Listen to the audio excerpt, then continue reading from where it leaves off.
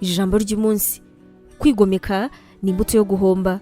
Kwigomeka ni ikintu ujyanirwa buri gihe. Bishobora kutabaho uyu munsi, ariko byanze bikunze buri mbuto yose yo kutumvira ni nka rukuruzi ikurura ibyago mu buzima bwawe. Imana ntizigera yirengagiza igikorwa cya nyuma wakoze cyo kutumvira. Yozuwe yabimenye mbere ku rugamba igihe Akani yagerageje guhisha icyaha cye. Abisiraheli batsinzwe kuri uru rugamba. Imana ntabwo ari igicucu, Imana ntabwo ari impumyi, Imana ibona byose. Bitinde bitebuke izagira icyo ibikoraho. Soma Imigani igice cya mbere umurongo wa 28 n'uwa 29 kugeza kwa 31.